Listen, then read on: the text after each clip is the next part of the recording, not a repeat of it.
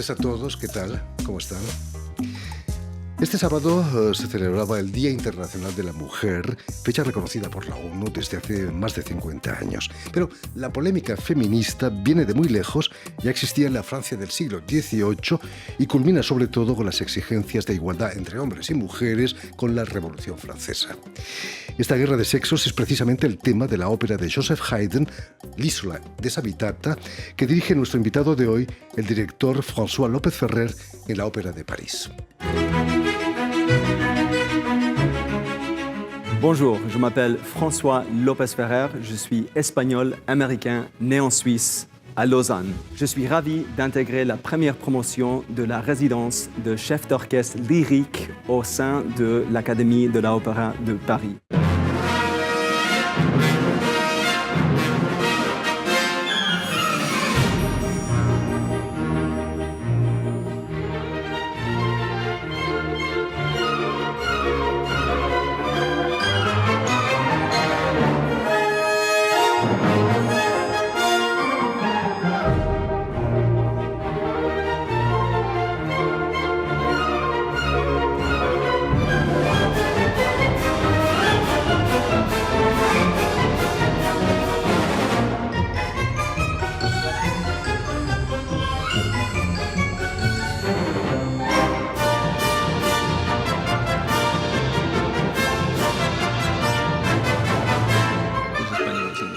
Muy buenas tardes, François. Bienvenido a Radio Francia Internacional. Muchas gracias, Jordi. Muy feliz de estar aquí contigo. François, si no hemos llegado a una completa igualdad entre los sexos, sobre todo en materia de salarios, sí hemos avanzado respecto a la situación de las mujeres en el siglo XVIII, ¿no? Que es lo que cuenta en la Isola Desabitata. Hemos avanzado, imagino. Sí, pienso que bastante, pero es algo que tenemos que seguir avanzando muchísimo más. Yo veo que por lo menos en mis colegas, mujeres directoras de orquesta y también compositores, veo que hay bastante avance, pero sobre todo pienso yo que el siguiente paso sería que las grandes instituciones den esa oportunidad para más mujeres tomar las direcciones musicales de las grandes instituciones. Pienso que han avanzado mucho en las oportunidades iniciativas, pero ese sería el próximo paso. Porque el mundo de la música sinfónica ha sido un poco misógino hasta hace mucho, no hace apenas 10 años en la Filarmónica de Berlín o la Filarmónica de Viena no había mujeres, ¿no? Exacto. Y pienso que fue este año, ¿no? Fue este año que en el concierto de Nuevo Año de Viena pusieron finalmente una obra pequeña de una mujer. Pienso que fue solo este año, como primera vez. Es un primer paso, pero hace falta seguir avanzando bastante. Precisamente en la ópera, en la puesta en escena de tu ópera, La Isola Desabitata, el director de escena, Simón Balestro, introduce un cervatillo, un bailarín, que simboliza esa timidez, ese miedo de las mujeres, ¿no? Contra el hombre. ¿Qué cuenta la Isola Desabitata? Bueno, La Isola Desabitata es una azione teatrale, es una obra en un acto, pero dos partes, que se trata de Costanza y su hermana, y Gernando, que es el esposo de Costanza, que en búsqueda del nuevo mundo acaban en una isla india occidental y en esta isla desierta, en un momento que se descansan por un momento, de repente Gernando, su esposo, lo capturan unos bárbaros piratas. Y ella piensa que lo ha abandonado con su hermana, que tenía solo 3 años en esa época, ¿no? Entonces, 13 años más tarde, Gernando se libera de estos piratas y vuelve con su amigo Enrico buscando a su añorada mujer. En estos años, Costanza le ha ido un poco condicionando a Silvia de también odiar el hombre.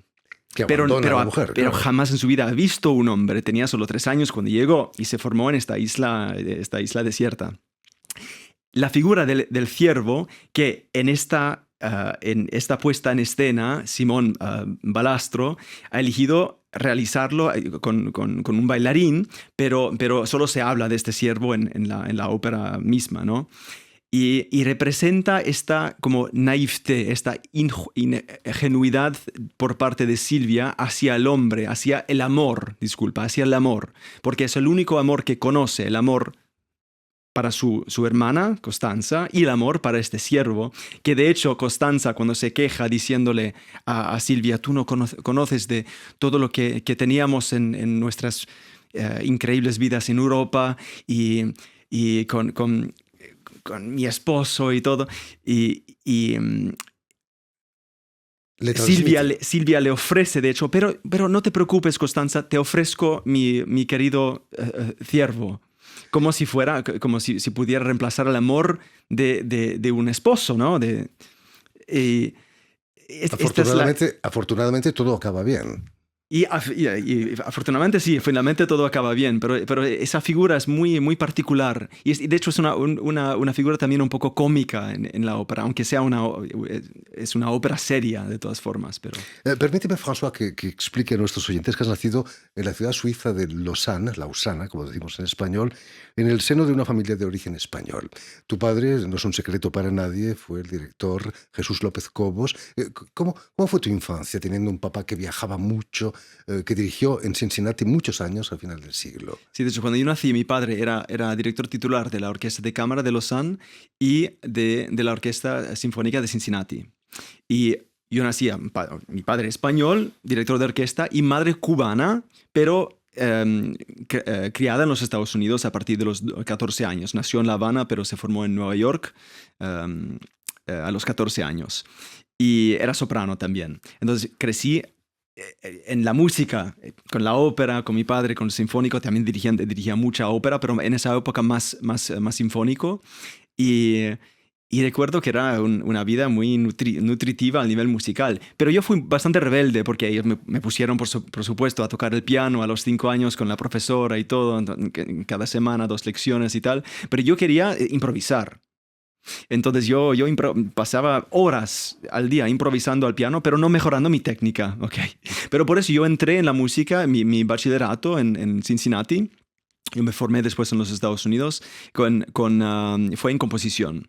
Y a través de la composición entré en la dirección. No fue por, sabes, toda la vida viendo a mi padre en ensayos y tal. No es que yo quería ser abogado al inicio. Yo pasé de ser muy razonable a más irrazonable. Quería ser abogado, después médico, astronauta, después rockstar y finalmente director de orquesta. Entonces... ¿No habías cogido alguna vez la batuta de tu padre?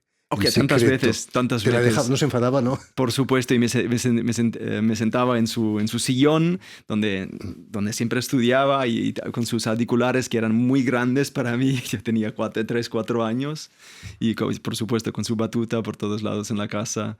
No, fue una formación muy culturalmente y musicalmente muy... Sí, muy nutritiva. Por supuesto. Tu carrera se inicia como director asociado de la Sinfónica de Cincinnati, precisamente en Estados Unidos. ¿Cómo fue esa experiencia de ponerte frente a una orquesta? Bueno, de hecho, primera vez. Mi carrera profesional comenzó al mismo tiempo durante mi magíster en Lausana. Entonces fui un profesor que me presentó el sucesor de mi padre en Cincinnati, Paavo Järvi.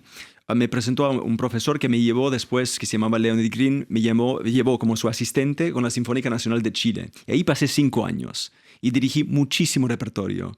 De todo, de galas de ópera, oratorios, mucho sinfónico, me daban muchas oportunidades y eso me preparó para después volver a los Estados Unidos en esa posición de director asistente y más tarde asociado de la Sinfónica de Cincinnati, también la Filarmónica de Los Ángeles después, y ya tuve esas experiencias para hacer mis errores, ¿no? Eso es lo importante en la carrera de un director. Por eso los más grandes históricamente han salido de Alemania y de Rusia, porque los ponen enseguida, después de los estudios o incluso durante, en el foso, dirigiendo óperas, 20 óperas al año, sin ensayo, y Lanzándote al lanzándote. ruedo. Y eso es una experiencia muy importante para un director. ¿Cómo te sentiste en Chile? Chile tiene una naturaleza casi suiza, ¿no? Sí, sí, bastante. No sé, mi vida siempre me ha llevado en conexión al agua, el lago o a las montañas. De hecho, vivo ahora en el norte de Italia, justo al lado del Adriático y de las montañas, de las Dolomites. No sé cómo se dice. Dolomiti. Y Chile fue lo mismo, es un país increíblemente muy cultural, con una gran influencia de los alemanes, de la cultura europea y sobre todo musical, un gran teatro de ópera y una orquesta sinfónica nacional y varias orquestas más pequeñas por todo el país. Y aprendí muchísimo ahí. Y también una gran atención a la educación. A la educación hacia los jóvenes. Hacíamos un montón de giras por todo el país en gimnasios con 3.000, 4.000 niños y familias, explicando el repertorio y haciéndoles descubrir esta vida musical tan vasta, ¿no? Hay que crear el público del futuro, ¿no? Exacto. A principios del siglo integras el programa que creó Gustavo Dudamel con la Filarmónica de Los Ángeles. ¿Cómo fue esa experiencia? Él allí está haciendo exactamente lo mismo, ¿no? Dar a conocer la música a públicos que en principio no la conocen. Bueno, eso es lo que me ha encantado tanto viendo a Gustavo. Como él se formó en el sistema, en Venezuela, él se acerca a la música siempre de una manera muy, muy joven, no sé, ¿sabes? Con una energía muy... No infantil, no es eso, porque es una persona increíblemente y un artista muy profundo, pero siempre muy fresca, una frescura frescura juvenil en su manera de hacer llegar la música tanto a las orquestas profesionales cuando ensaya, ¿no? Que lo he visto con la Filarmónica de Los Ángeles, aquí en la Ópera de París, y tanto con las orquestas juveniles, que he visto también trabajar con la Yola en Los Ángeles, por ejemplo. Y eso es algo que se nota por parte del público. Porque nuestro trabajo como director es convencer a los músicos de la interpretación, crear esa energía y después transmitirlo al público, finalmente, ¿no? Y es algo que intento llevar siempre conmigo en todo lo que hago, que sea en ópera o que sea en lo sinfónico. François, tú que has dirigido en Europa y en Estados Unidos, ¿qué diferencia hay entre las orquestas americanas y las europeas? Quizás aquí las subvenciones del Estado permiten más libertad para hacer una programación. Oh, sí, exacto. Bueno, o sea, yo pienso que es básicamente, al final... A nivel económico es esa la diferencia. Son fondos privados en los Estados Unidos, entonces una gran parte de un director titular de una orquesta es hacer el fundraising para los fondos, encontrar los fondos, y en Europa es más del Estado, ¿no? Entonces te crea un poco más de estabilidad, pienso, en Europa, porque puedes contar con ese dinero, pero puede cambiar también, dependiendo de la política del momento, tantas consideraciones, pero al final, al nivel artístico, pienso que como en Europa es todo más cercano, entonces hay más intercambio de culturas, ¿no? Entonces, por ejemplo, en España, como hay una gran tradición alemana, por ejemplo, y por no ser tan lejanos, y muchos músicos españoles han estudiado en Alemania y han vuelto y traído esa cultura en España, por ejemplo. Y en los Estados Unidos, como es todo mucho más lejanos, ¿no? Yo desde Cincinnati, yo me formé en Cincinnati, para ir a Cleveland, una de las orquestas más importantes del mundo, son igual 6 horas en coche. ¿Okay? Es todo un estado, ¿no? Y es el mismo estado de Ohio, por ejemplo.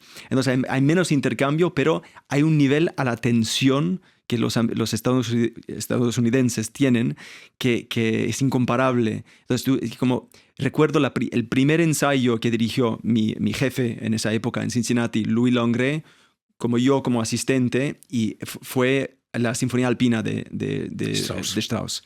Y recuerdo que era casi ya perfecto. Es que llegan ya súper preparados al último detalle.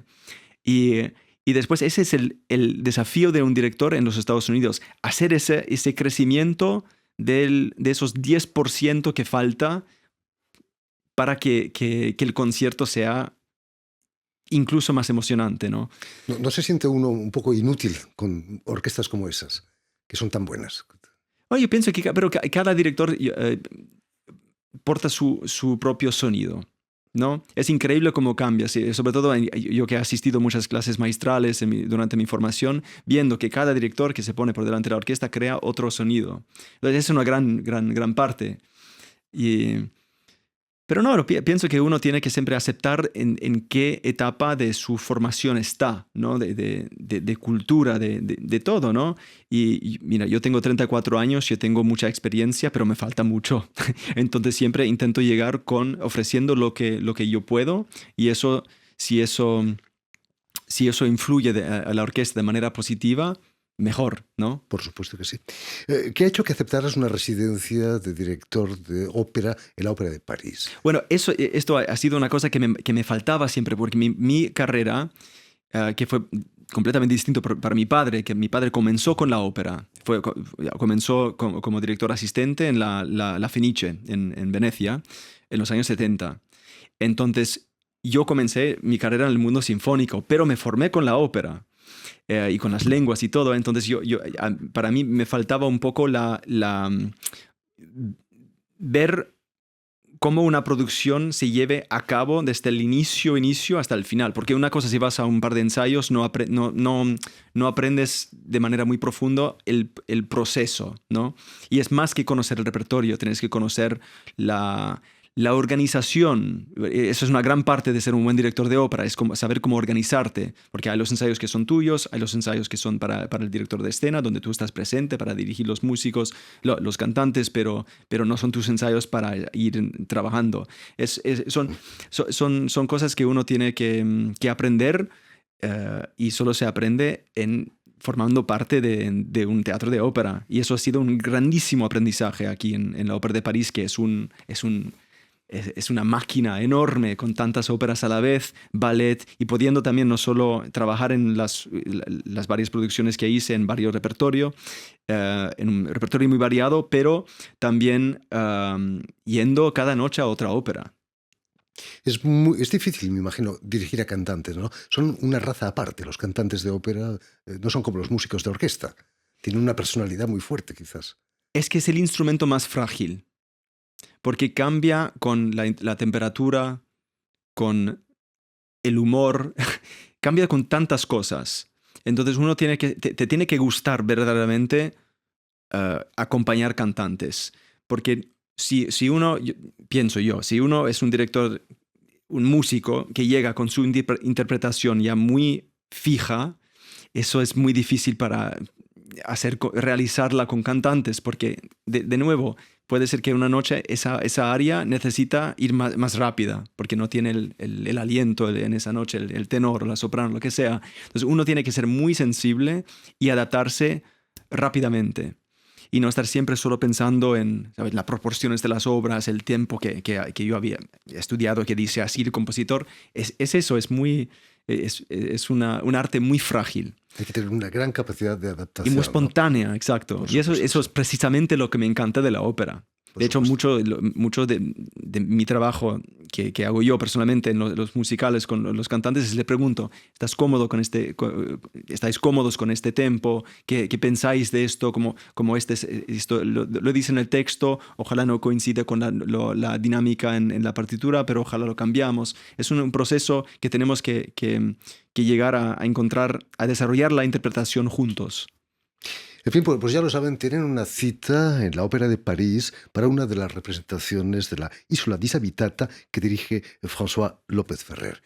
Muchísimas gracias, François, por haber estado con nosotros. Muchas gracias, Jordi. Mucho éxito. Que vengáis todos. Naturalmente, por favor. Que sí. Permíteme también que dé las gracias a Jean Bourdelas y a Jérémy Boucher, quienes se han ocupado hoy de la realización del programa, y también saludar a nuestros telespectadores, porque también los tenemos, que nos siguen en toda América Latina, desde Chicago hasta Patagonia, gracias a una cadena de televisión que se llama Unión Continental Latinoamérica, y también una red que se llama TAL, T-A-L, que reúne televisoras públicas y universitarias de los dos continentes. Y a ustedes, muchísimas gracias por su atención, y les damos cita para una nueva edición de El Invitado de Radio Francia Internacional.